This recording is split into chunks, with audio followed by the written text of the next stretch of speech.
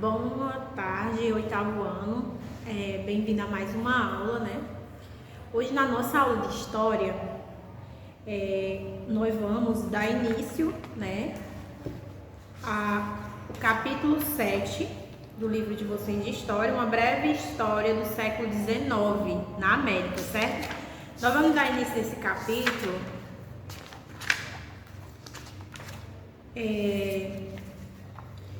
de uma maneira diferente. Nós vamos assistir um filme, né? Eu vou querer o resumo do filme para vocês. O nome do filme é Amistade, de drama de Steve Jobs, que ele vai falar sobre nesse período de colonização de 1839, né? Colonização do Brasil, da nossa América, né? Ele fala sobre a escravidão, sobre os africanos escravizados, os escravos que foram sequestrados, escravizados, se rebelam contra um navio negreiro. E nesse navio eles matam os tripulantes brancos e tentam voltar para a África, mas são presos, julgados nos Estados Unidos, desencadeando a acalorada polêmica entre abolicionistas e escravistas. Esse filme nós vamos começar nosso capítulo assistindo ele, aí vocês vão prestar bastante atenção, porque ele vai ter muito a ver. Não aqui no início do capítulo, mas aqui mais pra frente, da parte da segunda folha, da página 894, já vai ter algumas coisas a ver. Bom, a América, que era América Espanhola, né, quando a chegada dos espanhóis foi marcada aqui no Brasil, com a chegada deles, né, dos espanhóis, a expansão marítima, através da expansão marítima dos europeus, que acabaram chegando na América, né. E nisso veio a exploração, a destruição dos indígenas, né, que antes aqui, aí já existiam os povos, quais eram os povos? Os incas, né, que eu acho que você já deve ter visto nas séries anteriores, né, mais ou menos no sétimo, acho que vocês já viram sobre incas, maias e astecas, que tinham suas organizações nativas, já eram os povos bastante organizados, né, não por ser índio, mas também por coisa, e a exploração e a mão de obra e escravização dos índios também, né. Nisso, os espanhóis, a partir de muito tempo, né, eles começam a fazer o quê? Com o passar dos anos, os espanhóis começam a dar início à agricultura, o plantio, né?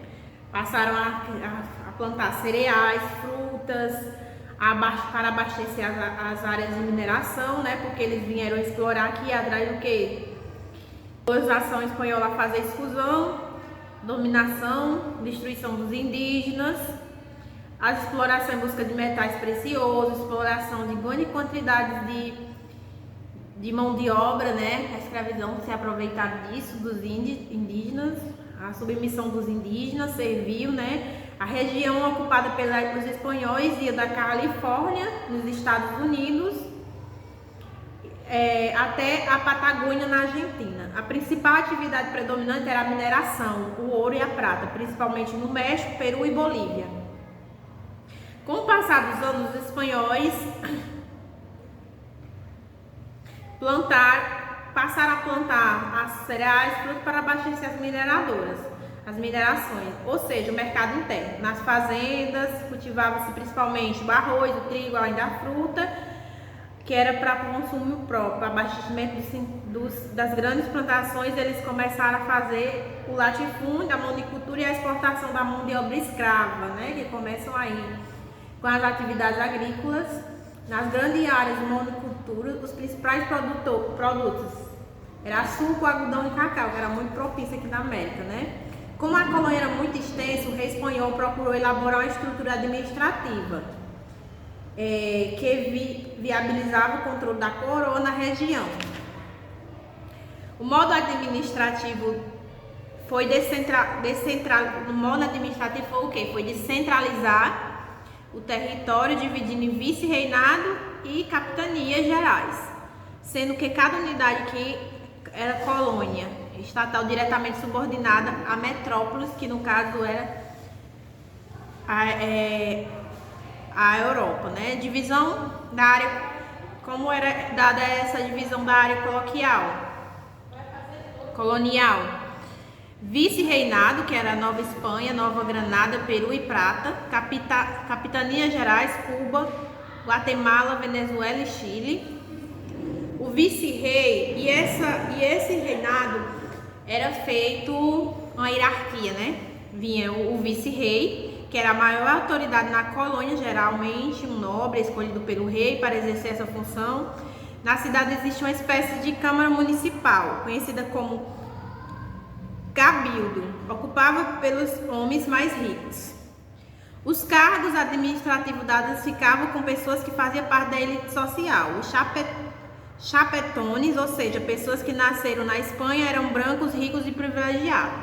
A elite local era composta pelos crioulos, que eram os descendentes espanhóis, que nasciam nas Américas, eram discriminadas por serem americanos, podia comercializar, ser proprietário de terras e minas, porém raramente ocupava altos postos militares ou funções administrativas. Logo abaixo vinha o quê? Vinha os mestiços, que era filho de espanhóis com índios, mas que também não tinham uma vida fácil. E por último, que eram os indígenas, os escravos, eram os que vivem em condições desumanas e formavam classes dos mais pobres.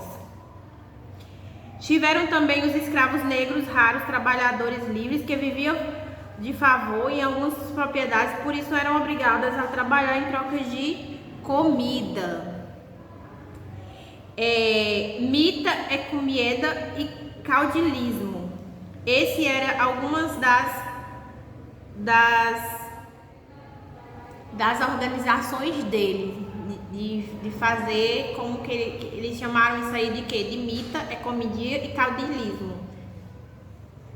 Ecomieda, caudilismo e mita. Era um jeito que eles tinham de dominar esse povo. Vamos conhecer. Mita. Os indígenas eram tirados de sua comunidade através de sorteio para trabalhar nas minas por um prazo determinado. Os espanhóis se baseavam no método Inca. Isso contribuía para exterminar a população indígena.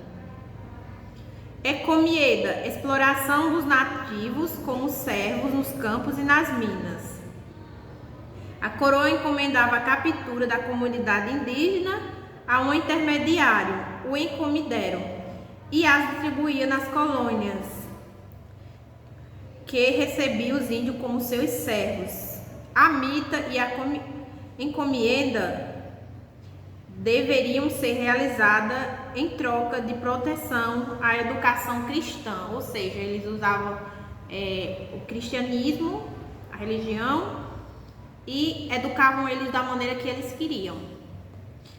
Caudilismo, processo político no qual líderes locais aparecem como portas-vozes dos diferentes segmentos da classe dominante. Esse fenômeno ocorre no período pós-independência, caracterizado pela falta de um poder político institucionalizado e de estatal organizado juridicamente. Ficam explicitadas nesse momento características autoritárias de dominação política baseadas no militarismo e no personalismo. Os espanhóis se aproveitaram, de um antigo sistema de servidão utilizado pelos navios e readaptaram às suas condições e exigências. Estamos falando do Ecomidéria e do Mita, A religião cristã predominante no processo de colonização da América, o catolicismo foi a região mais propagada pelo colono espanhol e português, dando à região característica muito parecida com a fé cristã. Teve papel importante na colonização, pois através de sermões os padres e bispos pregavam a submissão dos índios. A necessidade de fazer frente à reforma protestante fez os jesuítas, os guardiães do catolicismo na América Latina. Os padres pretendiam converter todos os nativos e colonos em católico. A principal ideia propagada era a servidão, a obediência dos índios aos espanhóis, que segundo a igreja seria atitudes agradáveis ao olho de Deus. O processo de independência da América Hispânica era relacionado ao afastamento do rei Fernando VI em 1808, quando as tropas francesas ocuparam a Espanha. Na ocasião, Napoleão Bonaparte nomeou seu irmão José Bonaparte como novo rei da Espanha, desencadeando a forte reação das colônias, que passaram a formar as juntas governativas com caráter separatistas e lideradas pelos crioulos. O movimento emancipacista contou com a liderança dos chamados libertadores da América. Os mais conhecidos são Simão Bolívar e José de San Martín. Gente, além das atividades de hoje de vocês, vai ser o quê? Vocês vão pesquisar sobre a vida de Simão Bolívar, Abreu Lima, José Bonifácio e do imperador Dom Pedro. Vão fazer